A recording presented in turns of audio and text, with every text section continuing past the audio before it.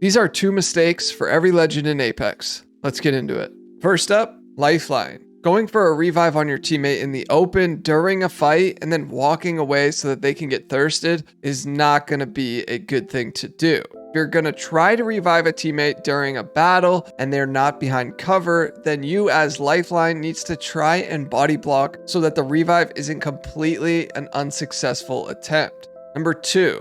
Now this one isn't so much as a mistake as it's something you want to be aware of because it can turn into a mistake. Most players are really aware when a lifeline care package is coming down near them on the map. So if you're going to call down your lifeline package, just be a little bit more aware that a team is probably knowing where you are because they see the package come down, and you should anticipate getting into a fight shortly after. Now that Lifeline's package comes down super fast, it's not as big of a deal, but experienced players know to listen for it and look for it, so keep it in mind. Wraith. A huge mistake Wraith players make is not getting their phase off in time. A lot of Wraiths underestimate the 1.25 seconds it takes to activate her phase, and they may also underestimate the amount of danger they're in before they have to think about using it. This ability has to be used very preemptively. Otherwise, you will die before you get your Q off, or you will get it off so late that you become the sole focus in the fight, and the players you were fighting just chase you when you come out of your Q. So my suggestion is to start developing a 6th sense with Wraith.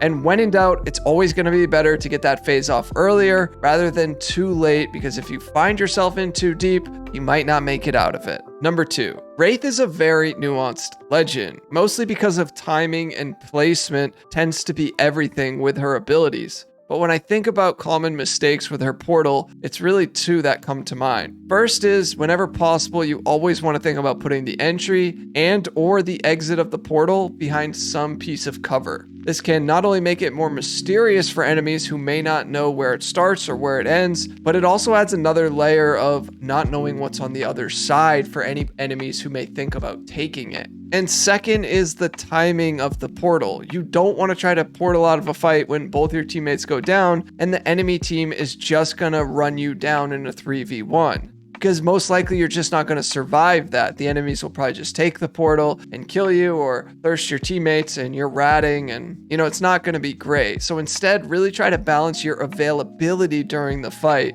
Since you can't have your weapons out while using her abilities, you don't just want to leave your teammates high and dry, but you also don't want to be the only one that's supposed to navigate your team out of a hectic situation and wind up doing nothing. So you have to constantly balance your availability versus the navigation of her abilities. Octane. Now this has sort of become a meme at this point because I feel like the average Octane player loves to do this. But first, you just have to know, stimming and padding into a 3-man team while you're way ahead of your teammates, or just stimming into a fight only to get instantly knocked, is one of the biggest mistakes that average Octane players make.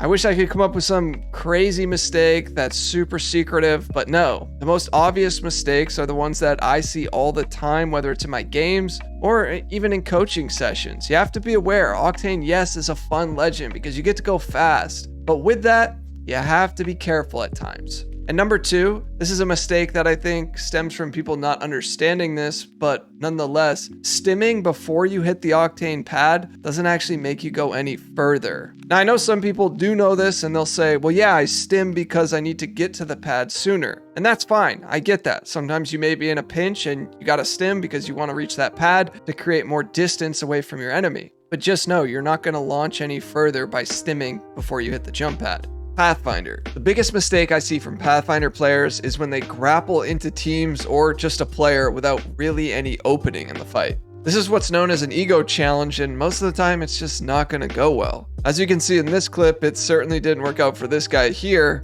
but you want to think about grappling into action once you've dealt damage or you see some sort of edge in the fight that you're able to capitalize on. And you want to avoid just grappling into teams just because you can. Number 2, ziplining towards a team without thinking about getting underneath them so that you can shoot a vertical zipline and surprise attack them. Now that Pathfinder zipline goes much faster, it hasn't been a mistake that I've widely seen this season, but it still stands true.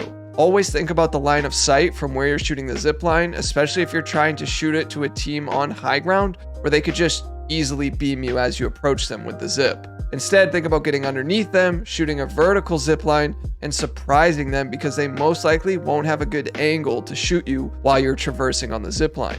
Caustic. Throwing a caustical from too far away is such a common thing I see from inexperienced caustic players. They act like they're Tom Brady on 4th down with this thing, and that's not what you want to do with this ability. Caustic's gas is the most powerful when he and his teammates can pounce off of the damage and the slowing effects it will apply to enemies. So nearly always it's going to be better to use this in a close range fight. I've been preaching this for seasons, but it's still really important for caustic players to comprehend. And number 2, blocking doors and screwing up your teammates from trying to re-enter a building. Look, if I'm gonna block doors, I try to always vocalize it to my teammates. But if I don't want to block a door, I can always place the trap on whichever side of the door where it will swing open and an enemy will have to activate it as they walk through that doorway. But I do want to be clear here. Blocking doors is smart at times, depending on the building or the place that you're holding, because it can help create a funnel of ways or a singular way that enemies will have to be forced to attack you from if they want to try and breach that building. Caustic especially is really good at controlling space and defining areas, and this is how you want to use him when you're in a building. Fuse. A huge mistake that can happen on Fuse is that when you go to send out your knuckle cluster and a teammate inadvertently walks in front of you, it can ricochet backwards and either hit you or block the area in front of you so that you have to hesitate to walk forward. Sometimes this could happen at a crucial moment where you need to progress forward to assist your teammates, but there's a knuckle cluster going off and you're unsure if you want to walk through it. Because there's no friendly fire in Apex, there's something called collision, and this actually applies the worst to several abilities, and Fuse's knuckle cluster is definitely one of those. So you have to be careful about using this in front of a teammate or if you think they're about to walk in front of you. So be mindful of this. And number 2 is taking too much damage from his own abilities. This is Fuse's ultimate downfall, but it's particularly with the knuckle cluster. You don't just want to be a dummy and kill yourself to this ability. Now, if you're full HP, a knuckle cluster obviously won't kill you, but if you're getting low and you shoot a cluster at someone and you wind up taking gunfire and damage from the cluster, then you could easily either get yourself knocked or attribute to it. So be careful, understand the area that it's hitting in and how much damage you can potentially take from this ability. Ash. The first mistake is taking the portal directly into contact without any opening. You can see here in this clip where this player just Ash portals right near me. I'm able to pre-aim the portal so that I just absolutely fry her when she comes out of it. This is something that Ash players have to be aware of. The portal will be set before you'll actually come through it. So if you're just portaling into somebody or a dangerous spot, expect to get fried doing it. However, if you just get an opening in the fight, like dealing some damage, hit them with your tether, really anything that you find an edge with, then you portal on them from an angle or positioning that they will have to either decide, do I shoot this or do I heal? Do I reposition? It may make them panic, but it ultimately will just make all of the difference, which you'll also see in that clip I just played. And number 2 is not realizing that the Ash tether can work even without direct contact. You can place the tether on the ground or on the zipline shaft, and it can be picked up by enemies for a short period of time, which will give you all the edge you need. I like that they made it like this so that it's not solely reliant on direct contact with this ability, but I feel like a lot of Ash players don't utilize this component. The experienced ones do, but the inexperienced ones do not. And this is actually really important now that the Ash tether is much stronger this season. Mad Maggie. Now, newer players make the mistake of trying to drill an enemy through direct contact. Initially, they just don't understand that this ability needs to go through a small surface to burn an enemy on the other side in order for it to be effective. So this will work through walls, surfaces, boxes, etc. But if you try to just use a Maggie drill with direct contact, there's going to be no real damage dealt. The drill will just bounce off and go into the ground, making it completely ineffective. Number 2. Now, if you're more familiar with Mad Maggie and that one seemed a bit too obvious, then here's what I would say. Her ball is very inconsistent. But once again, on the topic of collision, you have to be very careful using this ability because sometimes when you wind up and you throw it, it has a much wider hitbox than it seems to let on. This can wind up hitting a teammate, coming back and hitting you, or just exploding on your teammate if it's in front of you and slowing and stunning you both. Now, I wish this didn't happen on Maggie's ultimate because it's not that good. I don't believe Maggie or her teammates should be stunned from this. But putting my opinions aside, this is something you got to be really careful because this ability is one of those that can actually just backfire and wind up screwing you up. And the big thing to look out for is your teammates and how close they are to you when you go to use the Wrecking Ball. For Newcastle, I know Newcastle isn't widely popular. Actually, I think currently he has the lowest pick rate among all the legends. But mistake number 1 for him is not turning the wall upon landing. See, when you use his ultimate to launch to wherever you're trying to go to, right when Newcastle reaches his peak in the air, you're able to turn and face the wall whichever direction you want. Getting this right can make a huge difference with this ability and can honestly either save your life or get you killed. Mistake number 2 is either throwing his tactical way too far ahead, because I think people underestimate how far you can actually throw it, or just not directing the tactical in the direction you want it to. In order to turn it, you have to be in between the sensor and the wall. But if you just want it to go forward or backwards, then you just have to look at the ground and ping towards that direction. Bangalore. The most obvious mistake players make is smoking an area that can screw up their teammates when those teammates don't want or need the smoke. This could vary in terms of timing and area, but generally, if your teammate is taking a fight and they don't have a digital threat, they would probably prefer to not be engulfed in smoke. The only time they may like to be smoked is if they have a digital threat or if they're being smoked to cut off line of sight from an enemy that is firing at them from some distance away. And number 2, on the topic of smoking yourself or smoking the enemy team, well, it'll depend on how much damage you've dealt to them or taken from them. And it will also depend on your positioning. If they have a high ground position that you're trying to close the gap to, well, if you smoke yourself in that example, it might be hard to successfully close the gap because you'll be moving and the smoke is stagnant. But if you smoke them, it may be more successful because they lose all line of sight on you or your team. So just be mindful to not smoke enemies if they get weak and you're trying to kill them, because then that ability will just serve the enemies as they can use the smoke to escape. Catalyst. The first mistake is, well, if you're in a building and you aren't thinking about using her passive to block certain doorways, then you gotta start to do that. Similar to Caustic or Watson, if the building that you're in has more than 2 doors, then you want to think about what direction you want to possibly funnel the enemies into. If you leave one door as is, you can essentially force that team to breach the building from that direction, and it can make for some easy kills. Number 2 is a bit more complicated. When using your ultimate, you have to become a master of space and understanding angles. Not just yours, but your teammates too.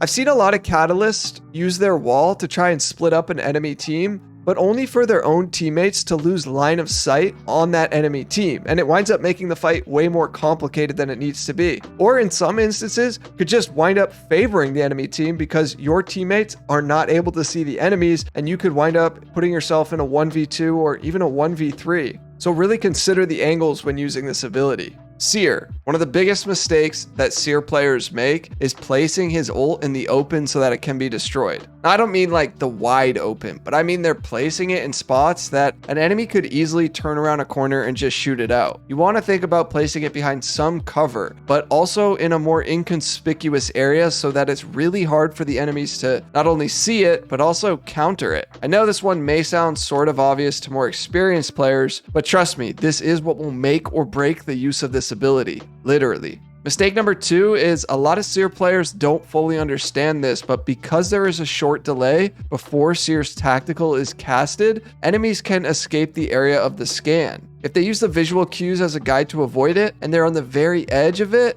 it's not too hard to just quickly step to one side and avoid the scan. So while playing as Seer, if you are moving while trying to hit a scan, or if you believe the enemies are moving in a direction, be sure to lead the scan a little bit, which will make it virtually impossible for them to avoid the effects of it. Revenant. A very common mistake for Revenant is putting his ult in a bad spot that ultimately gets shot out and cancels the death protection. Very similar to Seer's mistake. But when using this ult, you want to think about your path of attack, aka how are you going to close the gap to the enemies that you're trying to push. But you also have to balance that with where you're placing the totem. You want to balance how far the totem is placed from the fight and what cover it is put behind. If you get those two things down, you should have a moderately successful Revenant push. Number 2, a really common mistake that makes this legend not so good, and this also just doesn't apply to Revenant, it applies to anybody in death protection, is that if a player finds himself running low on time in death protection and your teammates were already sent back, you could possibly be faced with a really bad situation. So don't be afraid to just stand still so that the enemies shoot you and send you back, or if there really isn't an enemy close enough,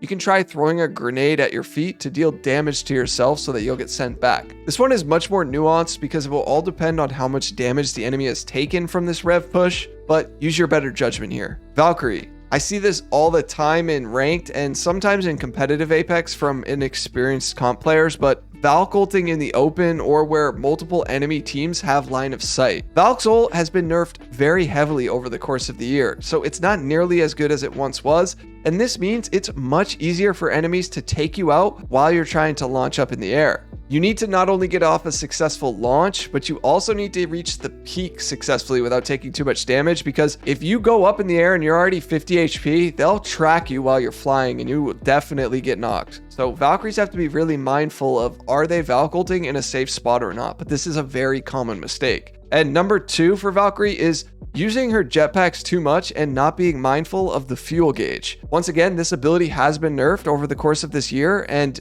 running out of fuel when you're in a desperate scenario will wind up getting you killed. So always monitor your fuel gauge and try to develop a good read on it. Horizon. One of the biggest mistakes that Horizon players make is they use their gravity lift from low ground when a team is not only holding high ground, but is looking out in front of it, so that if they're skilled, they can just perfectly track you as you rise up the gravity lift. Now, this one is also nuanced because if players aren't able to hold that high ground or aren't looking at you while you're about to use your lift, then queuing up can be the perfect move. But you want to be heavily aware of line of sight while you're using this and be ready to know if the enemy is already pre-aiming you. And number 2, this is a newer mistake that a lot of Horizon players have been making in Season 16, but because her gravity lift was nerfed, where she doesn't really have good accuracy while taking the lift now, it's important to know that hip firing is actually really strong with certain weapons. Specifically SMGs or the RE45, these guns take laser sights, and this will actually reduce a lot of the bullet spread while in her queue. So start utilizing your hip fire more while in the gravity lift, and you might see more success if you're taking these lifts and trying to be more offensive with them.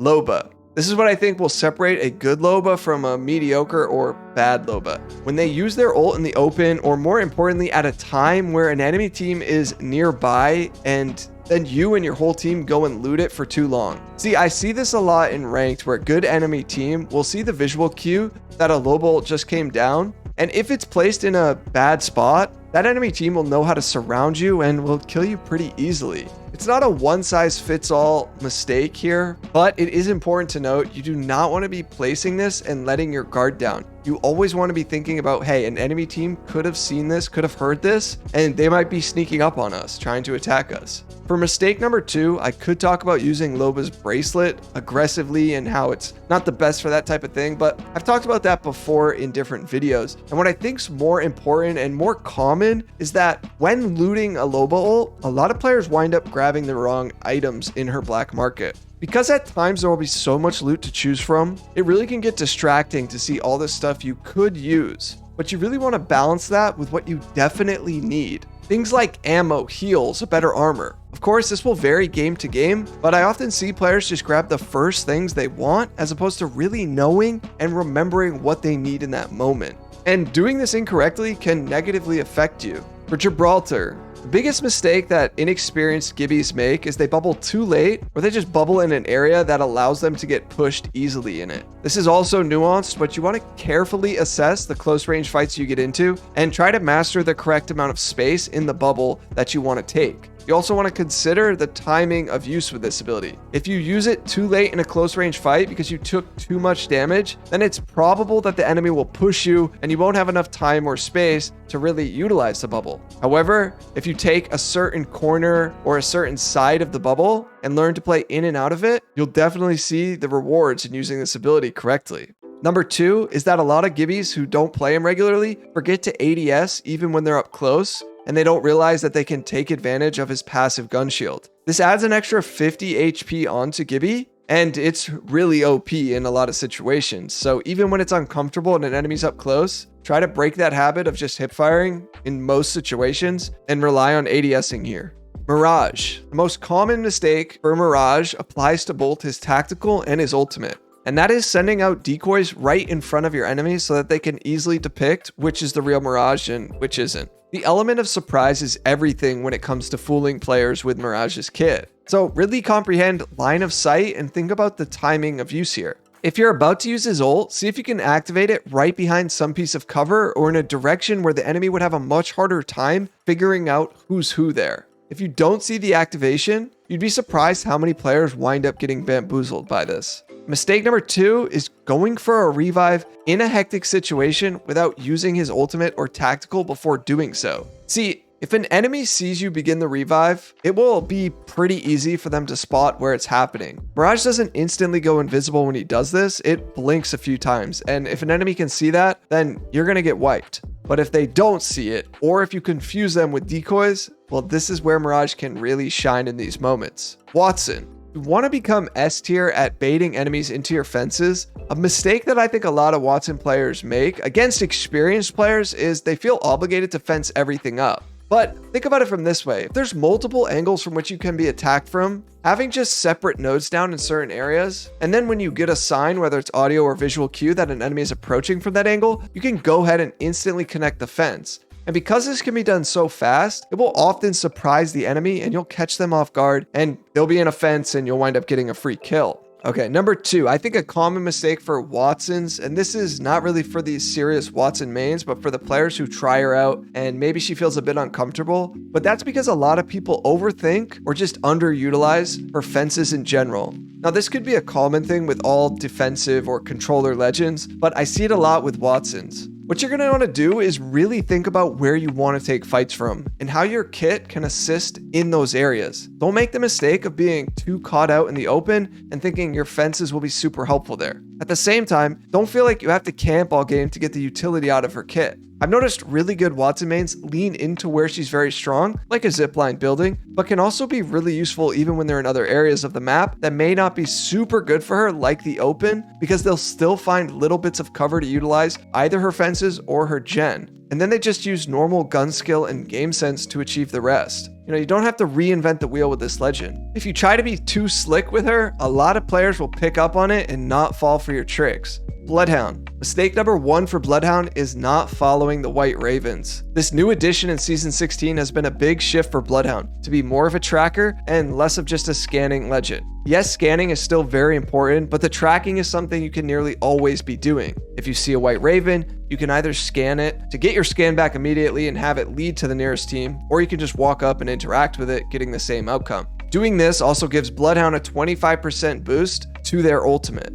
Number 2, since Bloodhound isn't the most complicated legend to master, at least once you get used to how they work, the biggest mistake is really just timing the use of the scans. This one is incredibly situational because it will always be varying, but as you're approaching a fight, or even if you're trying to clear whatever is ahead of you, do not hesitate to use your scan if you think it's worth it. But also, for newer players, this scan is not 360 degrees. It's a cone shape in the direction of wherever you're looking. Rampart. If you're placing walls on the go and you find yourself progressing forward, always be sure to recall these walls so that enemies can't utilize them against you at a later time, but also it will apply back to your cooldown for whatever you find yourself in ahead. This mistake is something that will wind up getting inexperienced ramparts killed. You never want to make your ability an asset for your enemies. Mistake number 2 is getting too tunnel visioned on Sheila. The zoom scope with this ultimate can easily create a tunnel vision. If you're staying on Sheila too long, smart enemies will know how to combat it. Your best use case is to surprise enemies with this ability and not overstay your welcome, so to speak. Inexperienced Rampart players will get tunnel vision with this ability, and once they're forced to reload or they don't realize all of the bullets have run out, it'll be GG for them. Crypto. The first mistake is staying in the drone far too long when your teammates really just need your gun skill instead. Now, yes, at times locating enemies with your drone can be helpful, but by and far the biggest mistake crypto players make is they get too caught up in trying to use the drone in the wrong places and at the wrong times. And number 2 is going for an EMP push, but not timing it correctly. This ability is very tough to oversimplify, but you want to look out for a few things. First, you don't want to deal damage to yourself, and you also want to try to avoid stunning your teammates with the EMP. But you still want to be close enough to play off of the 50 damage that the EMP will deal to each enemy. Now, sometimes cryptos will just EMP to get their Evo armor up or to grief a team that's fortifying themselves in a building. But if you are trying to push a team off of this ability, You have to be coordinated 100%. Vantage. Always recall Echo unless you're planning to go right back to the spot you left Echo at, because this aspect of having to resend the bat out and recall it makes this ability a bit redundant if you aren't used to the muscle memory of it. This will wind up causing a ton of mistakes because you'll be thinking you're in a pinch and you need to use your ability, but you forgot you left it 50 meters behind you and you can't use it until you recall it and then send it back out. Number 2, and this is more of a tip because I rarely see Vantage players, so it was kind of hard to think of a second common mistake, but really learn the differences between double jumping and just crouching while using her tactical. They're both handy for their own unique situations, but if you're playing Vantage and using her Q to be aggressive, then it's probably best to crouch while coming out of the air so that you can pull your weapon out faster rather than double jumping and then landing on the ground and then pulling your weapon out. But if you enjoyed this and you're interested in 5 secrets that pros love to use in Apex, well, check this video out next. Thanks for watching. Peace.